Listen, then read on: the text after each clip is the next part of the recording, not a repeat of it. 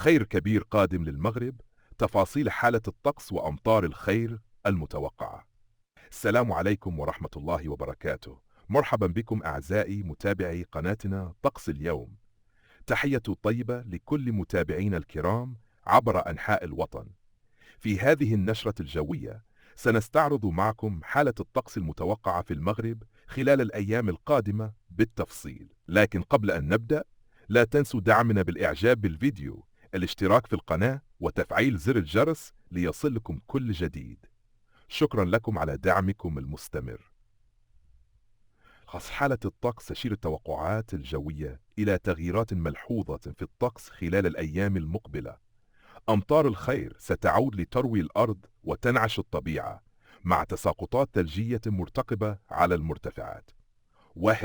توقعات اليوم والمساء: رياح قوية ستهم المناطق الشمالية، مما يجعل الأجواء باردة نسبيا.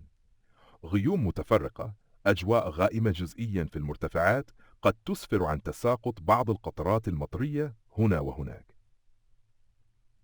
التساقطات المطرية والثلجية: من المتوقع أن تشهد المملكة تساقطات مطرية وثلجية متفاوتة، تشمل أمطار خفيفة إلى معتدلة على مناطق مثل ميدلت، تفليت والريش. تساقطات ثلجية مهمة خاصة على المرتفعات مثل التزنيت ورزازات وأوكامدن، مما يبشر بموسم شتوي غني بالخيرات. ثلوج: أيام السبت والأحد. السبت: تساقطات مطرية خفيفة إلى متوسطة ستهم المناطق الداخلية مثل ميدلت والمرتفعات الوسطى. تساقطات ثلجية مرتقبة على قمم الأطلس الكبير. الأحد: أجواء غير مستقرة مع أمطار معتبرة في مناطق مثل خنيفرة والماس وإفران. تساقطات رعدية محتملة في السواحل الشمالية والشرقية.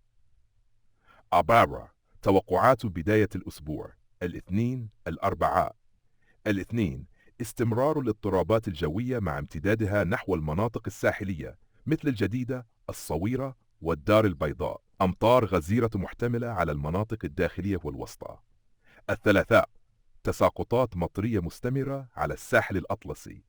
المرتفعات ستشهد أمطارا غزيرة وثلوجا كثيفة خصوصا في الأطلس الكبير والمتوسط. الأربعاء: تساقطات مطرية معتبرة تشمل معظم المناطق الشمالية والشرقية. المرتفعات ستشهد تساقطات ثلجية كثيفة مع برودة شديدة.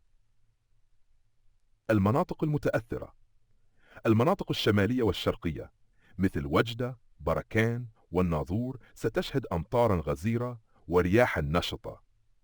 المناطق الساحلية: أمطار معتدلة إلى غزيرة على الجديدة، الصويرة والدار البيضاء.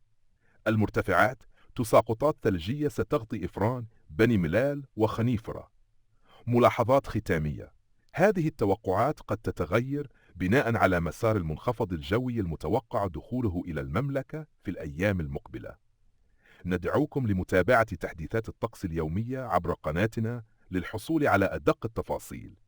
نتمنى السلام للجميع، ونسأل الله أن يجعل هذه الأمطار أمطار خير وبركة. شكرا لمتابعتكم ودعمكم المتواصل. تابعونا دائما لمزيد من التوقعات.